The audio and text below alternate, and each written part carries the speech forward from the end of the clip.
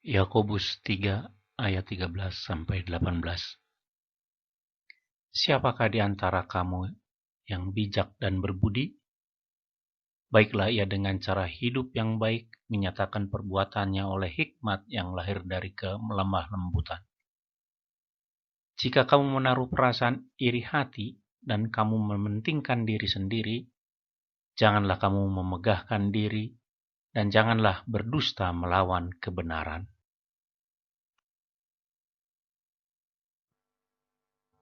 Itu bukanlah hikmat yang datang dari atas, tetapi dari dunia, dari nafsu manusia, dari setan-setan. Sebab di mana ada iri hati dan mementingkan diri sendiri, di situ ada kekacauan dan segala macam perbuatan jahat.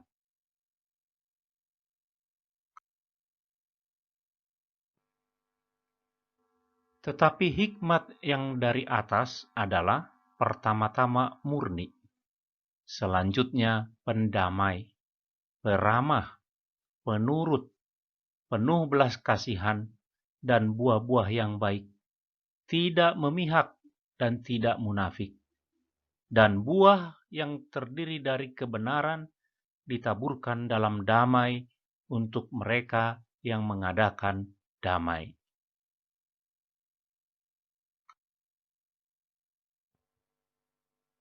Jika kita melukis sebuah lukisan yang berjudul damai, apa yang akan kita lukis? Mungkin dari Anda ada yang melukis sebuah sungai yang tenang dengan angin yang semilir, atau seorang bayi yang sedang tidur di pangkuan ibunya. Mungkin Anda pernah membaca Mika pasal 4, di mana Tuhan memberi gambaran damai surgawi. Dia memberi gambaran demikian.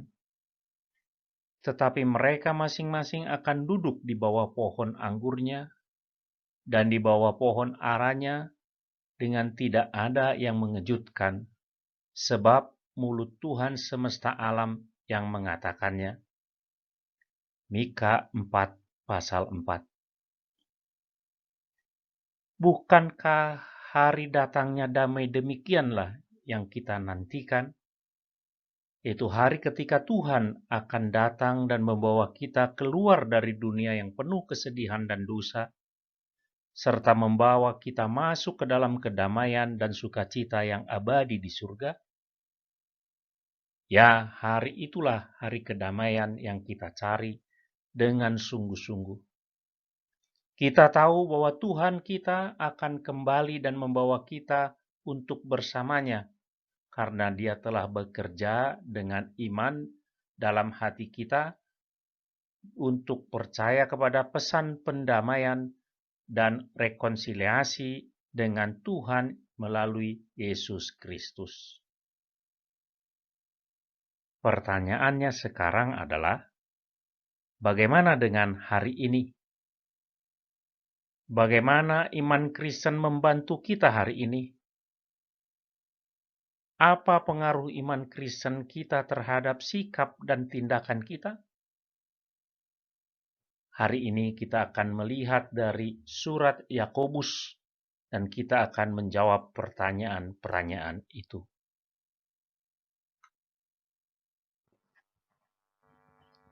Dalam surat Yakobus dinyatakan bahwa iman tanpa perbuatan adalah mati. Seseorang yang oleh anugerah Tuhan memiliki iman di dalam hatinya, secara alami akan menunjukkan imannya melalui perbuatan baik yang mereka lakukan karena kasihnya kepada Kristus. Kelihatannya mudah untuk dikatakan dan dilakukan. Tetapi kenyataan hidup kita sehari-hari, kita tahu bahwa itu sangat sulit. Dan kita bukan hanya seorang orang yang kudus yang telah ditebus oleh Tuhan, tetapi juga kita adalah orang-orang berdosa yang terus-menerus melakukan dosa dan membutuhkan belas kasihan dan pengampunan dari Tuhan. Iblis terus-menerus berusaha menghancurkan sikap dan tindakan yang benar yang merupakan buah dari iman kita dengan membangun pekerjaan kegelapan dan kejahatan. Seorang Kristen harus mengenali godaan iblis dan menghindar darinya. Rasul Yakobus berbicara kepada kita tentang godaan. Salah satunya adalah godaan membalas mereka yang telah berbuat salah kepada kita. Apakah kita pernah dianiaya oleh seseorang? Apakah ada yang pernah menyakiti perasaan kita, mengecewakan kita saat-saat kita membutuhkan pertolongan mereka? Bagaimana kita menanganinya? Iblis biasanya mendatangi kita pada saat-saat demikian dan berkata kepada kita dalam hati kita, itu kejam dan tidak pantas atas apa yang mereka lakukan terhadap kita. Apa yang akan kita lakukan? Apakah kita akan lakukan terhadap mereka? Dengan kata-kata atau pikiran sederhana ini, godaan untuk membalas dendam diletakkan di dalam hati kita. Yakobus berkata, jika kamu menaruh perasaan iri hati dan kamu mementingkan diri sendiri, janganlah kamu memegahkan diri. Kapan kita akan merasa iri? Bagaimana jika kita sangat marah terhadap seseorang karena lolos dari sesuatu, dan kita tahu pasti tidak akan pernah lolos jika kita mencobanya?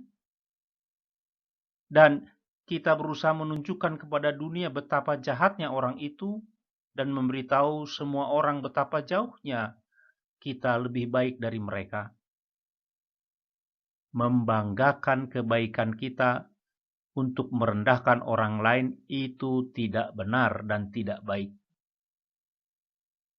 Rasul Yakobus juga berkata, janganlah berdusta melawan kebenaran. Itu bukanlah hikmat yang datang dari atas, tetapi dari dunia, dari nafsu manusia, dari setan-setan. Ambisi macam apa yang egois? Sekali lagi, jika seorang berbuat salah pada kita, dan yang dapat kita pikirkan hanyalah balas dendam, maka kita memiliki ambisi egois untuk membalas dendam. Bukannya menunjukkan kasih dan belas kasihan kepada orang yang telah menganiaya kita. Justru kita berusaha membuat diri kita terlihat lebih baik. Bukannya berdoa agar mereka bertobat dari dosa mereka dan mencari pengampunan Tuhan. Kita malah bangga dengan kebaikan kita sendiri dengan harapan bahwa kita akan membalas dendam pada akhirnya dengan cara dunia melihat kita lebih baik daripada mereka. Bagi dunia, ini adalah kebijaksanaan untuk membalas apa yang telah dilakukan orang kepada kita. Itulah satu-satunya yang benar menurut dunia ini. Tentunya kita pernah mendengar dan bahkan mungkin mengenal secara pribadi orang-orang yang betul-betul bertekad untuk membalas dendam dan menjaga diri mereka sendiri sehingga tidak mungkin menemukan kedamaian dalam hati dan hidupnya. Tetapi sekali lagi, kita tidak perlu melihat orang lain untuk menemukan contohnya. Perhatikan hidup kita sendiri. Rasul Yakobus berkata kepada kita, janganlah berdusta melawan kebenaran. Dosa demikian ada di dalam diri kita. Sifat berdosa kita suka melihat kesalahan pada orang lain, tetapi tidak pada diri kita sendiri. Berhentilah lari dari kebenaran. Akuilah dosa kita kepada Tuhan. Bertobat dan berbalik dari cara jahat kita. Ketika kita lari dari apa yang benar dan mengejar apa yang salah, jiwa kita tidak akan menemukan kedamaian. Kita membutuhkan raja damai dalam hidup kita setiap hari. Betapa bersyukurnya kita atas hikmat Tuhan yang kita miliki melalui iman kepada Yesus Kristus.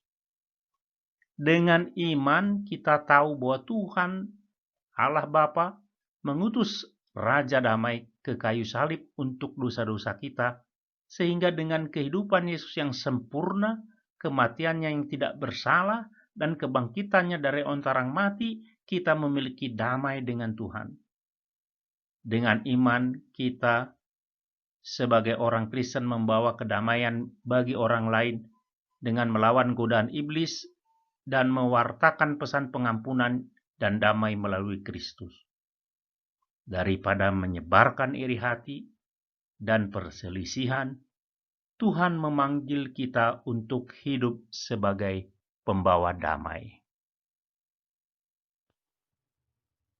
Pengaruh iman Kristen kita terhadap kehidupan kita sehari-hari terlihat jelas dalam kata-kata ini. Hidup sebagai pembawa damai. Kita menolak godaan dan kita hidup sebagai pembawa damai. Dengan iman kita ingin menyebarkan perdamaian kepada orang lain melalui sikap dan tindakan kita. Damai berasal dari Tuhan. Damai datang melalui iman kepada Yesus Kristus.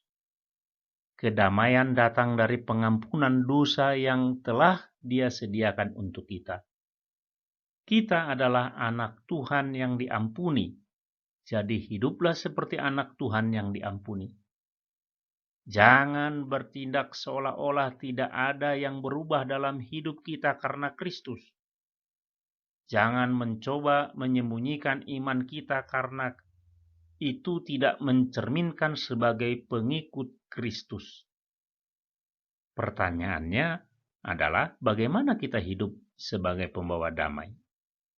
Pertama, hiduplah dalam kerendahan hati. Serep marroha.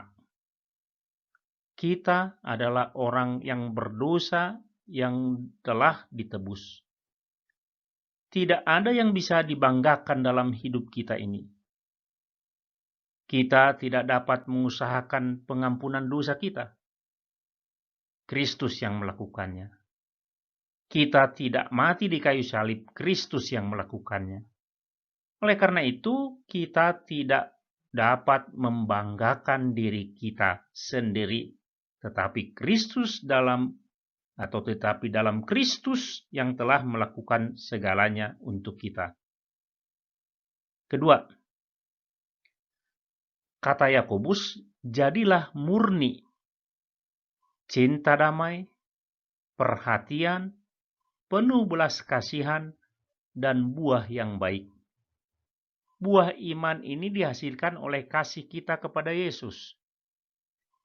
Kita mencari kebaikan bukan kejahatan untuk orang lain. Kita memperhatikan kebutuhan orang lain dan tidak hanya memikirkan kebutuhan diri sendiri. Kita hanya percaya Tuhan akan menjaga kita.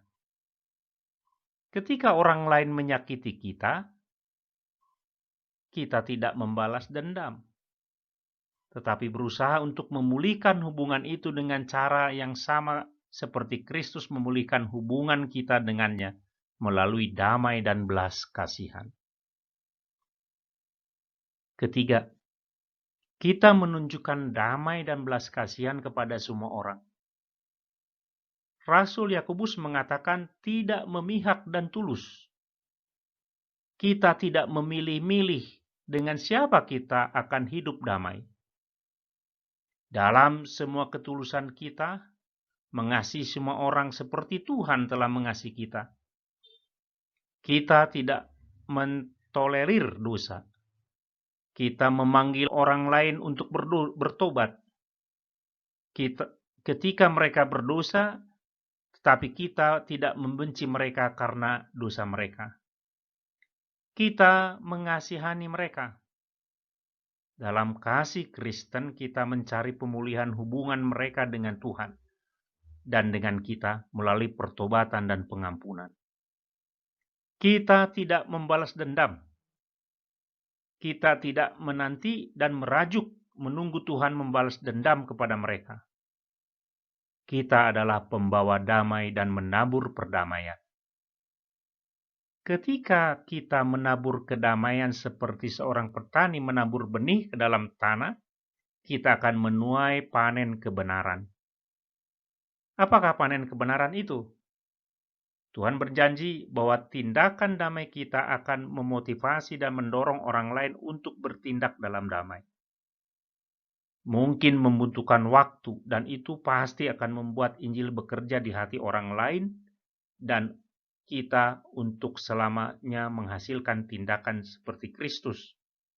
Tetapi panennya sepadan dengan usaha kita. Iman mendatangkan damai bagi sesama. Jangan kembali ke cara lama yang penuh dengan dosa. Selidikilah hati kita dan ketahuilah betapa mudahnya kita jatuh ke dalam pencobaan. Lawanlah iblis dan dia akan lari dari kita. Hiduplah sebagai pembawa damai dengan orang lain seperti cara Tuhan hidup dalam damai dengan kita melalui Kristus. Apa gambaran kita tentang damai? Bayangkan ini.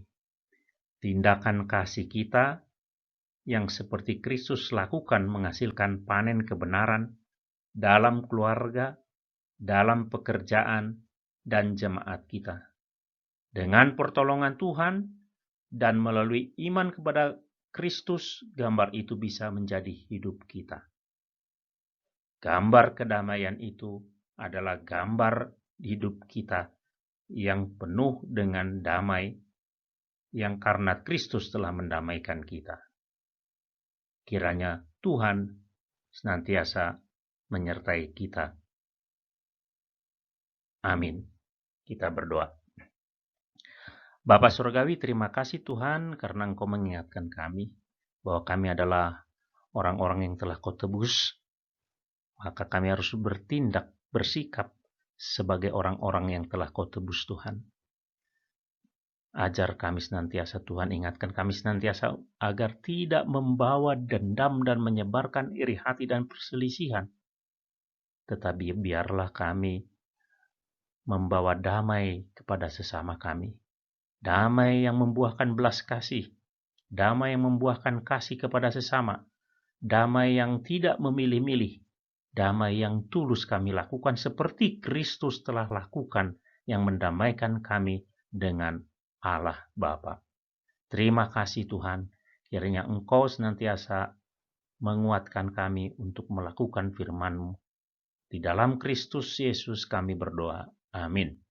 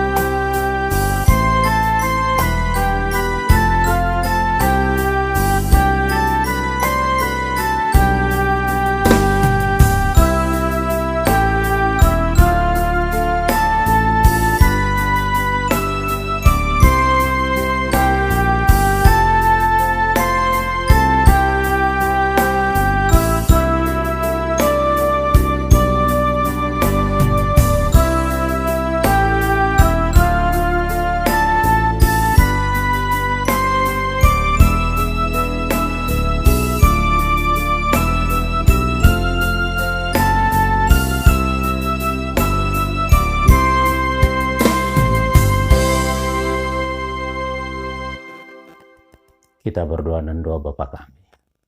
Bapa kami yang di surga, dikuduskanlah nama-Mu, datanglah kerajaan-Mu. Jadilah kehendak-Mu di bumi seperti di surga. Berilah kami pada hari ini makanan kami yang secukupnya. Dan ampunilah kami akan kesalahan kami, seperti kami juga telah mengampuni orang yang bersalah kepada kami. Dan janganlah membawa kami dalam cobaan, tetapi lepaskanlah kami daripada yang jahat. Karena Engkau yang punya kerajaan, dan kuasa, dan kemuliaan sampai selama-lamanya. Amin.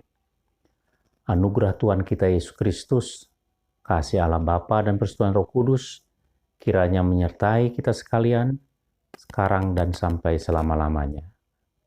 Amin. Horas, Tuhan memberkati. Salam sehat.